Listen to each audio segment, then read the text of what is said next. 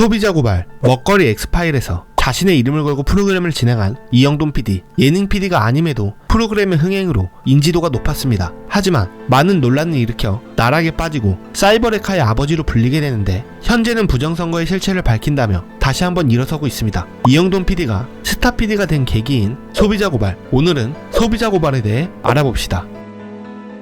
2007년 5월 첫 방송을 시작한 소비자 고발은 소비자의 권리를 보호하고 기업의 부당한 행위를 고발하는 프로그램으로 8개월 먼저 방영된 불만제로와 비슷한 취지를 가지고 있지만, 불만제로가 VJ 특공대 느낌의 나레이션을 사용해 가벼운 분위기를 유지했던 것과 달리 소비자 고발은 보다 진지하고 강도 높은 폭로 방식으로 큰 인기를 끌었습니다. 인터넷 쇼핑몰에서 판매자가 잘못된 상품을 판매하고도 무책임한 태도를 보이는 모습을 공개 저격하거나 일회용 의료용품을 재사용하는 한의원의 실태를 폭로하는 등 당시 인터넷이 지금처럼 활성화되지 않았던 시기에 소비자들이 쉽게 알기 어려운 문제들을 밝혀내며 믿고 보는 프로그램으로 신뢰를 얻었습니다. 그러나 이후 먹거리 엑스파일과 마찬가지로 소비자 고발 역시 사실 검증이 확실하지 않은 상태에서 방송을 내보내면서 논란을 일으키고 많은 자영업자들이 피해를 보게 됩니다. 대표적으로 녹차티백과 황토팩 사건이 있습니다. 녹차티백을 수거해 검사한 결과 파라티온이라는 고독성 농약이 검출되었다는 보도를 했는데, 문제는 그중 95%가 중국산 녹차티백이었음에도 불구하고 국산 녹차까지 위험하다는 인상을 주었고, 결국 당시 한국 녹차 재배 산업에 불똥이 튀어 많은 피해를 입게 되기도 합니다. 하지만 이보다 더 큰 파장을 일으킨 것은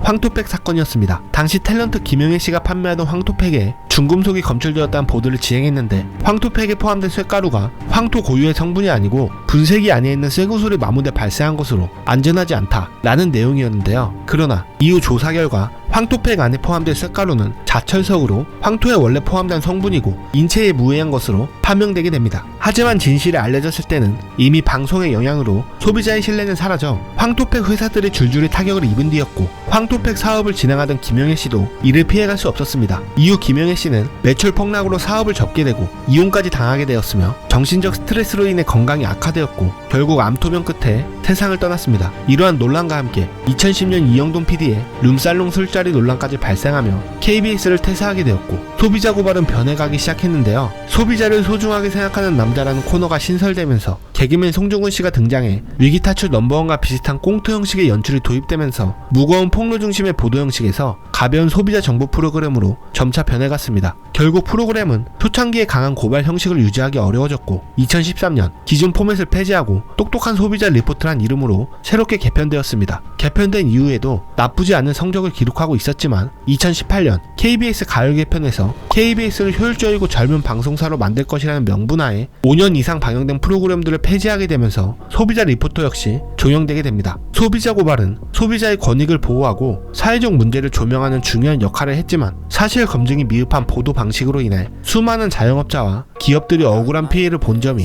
너무 안타깝네요.